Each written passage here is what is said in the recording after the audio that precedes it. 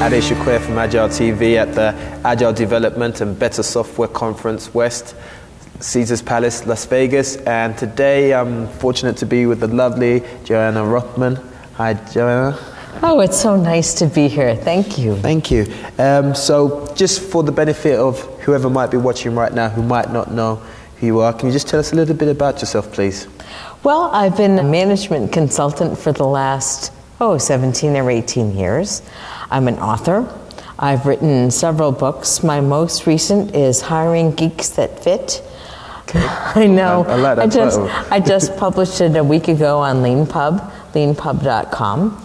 I've written Manage Your Project Portfolio, Increasing Capacity and Finishing Projects. I've written Manage It, Your Guide to Modern Pragmatic Project Management. Hiring the Best Knowledge Workers and Techies, Secrets and Science of Hiring Technical People. And Corrective Action for the Software Industry. I also have a book in beta on LeanPub, which is Manage Your Job Search, with a ridiculously long subtitle. It's not going to stay that subtitle, but Manage Your Job Search is the main title. Sounds like an iterative process, right? Yeah, it is. LeanPub allows me to keep publishing and seeing what works and seeing what doesn't work. Okay. So it's great. Okay, cool. Yeah. So I know earlier on you spoke about personal power and influence. So what is personal power and how important is it for creating organizational change?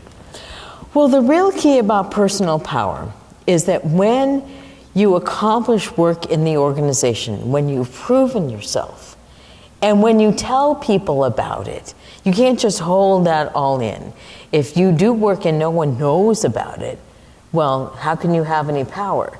But when you do work and tell other people, then you have some personal power.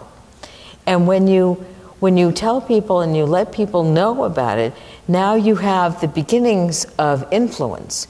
And when you have the beginnings of influence, now you have the start of the potential of organizational change.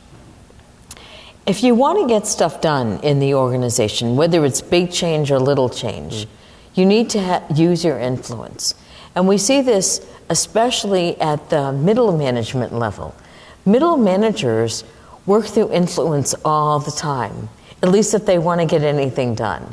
Because you never have enough people, you never have enough other resources, right? You never have enough labs, you never have enough money, you never have enough projects. You're always playing with stuff to get stuff done. So you need to be able to be influential. Now, sometimes you see this at the individual contributor level, right? You're a developer, you want some of my testing help, you ask me. We see this all the time in projects. But especially if you want to see this in programs, and if you want to see this where you want to be able to do stuff so that your ability to accomplish work is multiplied dramatically, that's when you want to really use your influence. So if you want to be able to accomplish work at many orders of magnitude, you have to use your influence. Okay, so some people might be watching this right now, might be thinking to themselves, but I don't have any influence, I have no personal power. So let's move on to the nature-nurture kind of question, which is it something that people are born with, or is it something that they can learn? And if so, how? So there's always charismatic influence, right? We know some people who are born with that, right? You're an interesting guy, I'm an interesting woman. We'll have some charismatic influence, but it's not limited to that. That doesn't get us very far. We have to be able to have influence based on what we have accomplished. And just because we have influence based on our charisma, that's not enough. Okay. If we don't back that up by what we have accomplished, our charismatic influence just doesn't last us very long. Neither is influence based on title.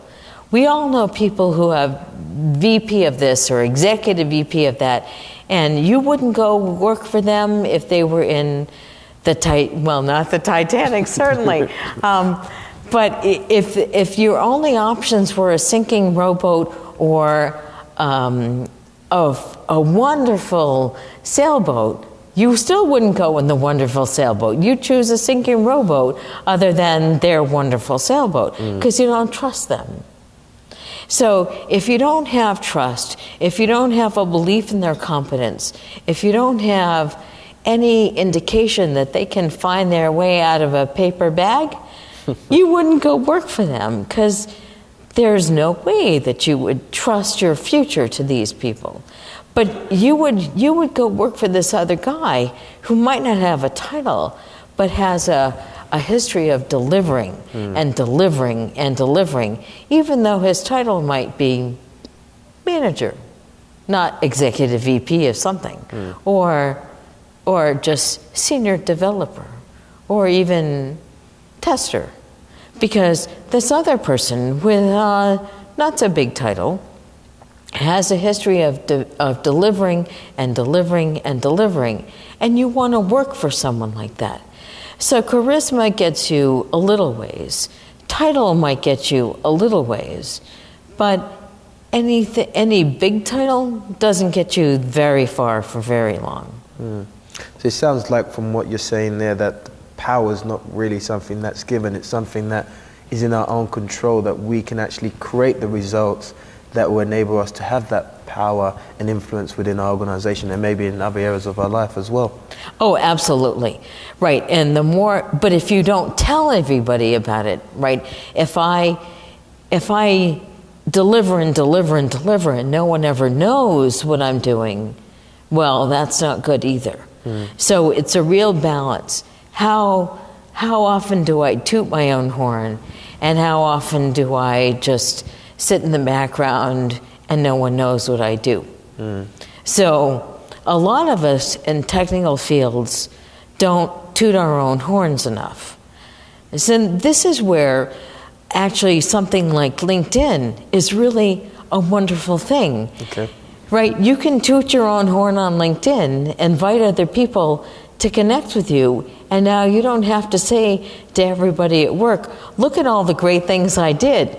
You can actually keep building your resume on LinkedIn and tell other people about your value without actually saying to everybody at work, look at all these accomplishments I've done. You just keep updating your resume on LinkedIn, which is a useful and wise thing to do without having to say to everybody, look at me, look at me, look at me. Okay. Which is something I actually recommend to all of my coaching clients.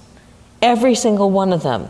If you're not updating your resume on LinkedIn every, not necessarily week or two, but certainly every month or two, to talk about your value to the organization, you're actually not doing your job. Do it. You too. Do it. Definitely. Do it. Do it. Okay. Get it done. So now, one of the challenges certainly that when I speak to people, I'm hearing it quite a lot, I'm sure you are as well, is that many people are beginning to see some benefits in agile, but the challenge that they're having is being able to convince their management or maybe even their customers to adopt this new way of doing things. What strategies or what ways would you suggest that they go about helping people to make that transition? So I really like the let's experiment strategy, right? Let's do it here and let's experiment. Let's lead by example. This is, if you saw my talk at all, you probably were busy, but this is the second half. Let's use peer pressure as an attraction. And let's experiment where we lead by example and lead by attractiveness. If you say to people, we will offer you a build every month, or we'll offer you a demo every month, and we'll show you the results of our work. We'll show you an experiment that we have done. This is something that we can help you see the benefits. And this is helpful to people.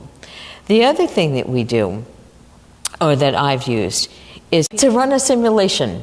Because if people feel it, that really helps. if you just talk about something, it's all up in the ether, right? It's so theoretical, they can't figure it out. But if they feel it, now it's really helpful. The other thing that might be helpful is stories of people in similar situations, but stories when it's time to transition to Agile, people are all together too easy to say, well, that was them. That's too different from us. It's not like us. They were an IT shop, we're a product, or we're IT and their product, right? It's too different. So I really like when people say, let's feel it, right? Let's do a simulation and let's experiment. Or let's see what it's like if we do one iteration and see what happens. The story I told in my talk is, let's see what happens if we do an experiment and do a retrospective after the experiment. I thought that was a really powerful way to transition, especially when my colleague said, we don't have to keep doing it. And that took all the pressure off. That made it everybody's choice as to whether or not to continue. And that was a really powerful thing. That allowed the people in the organization to say, oh, it's our choice.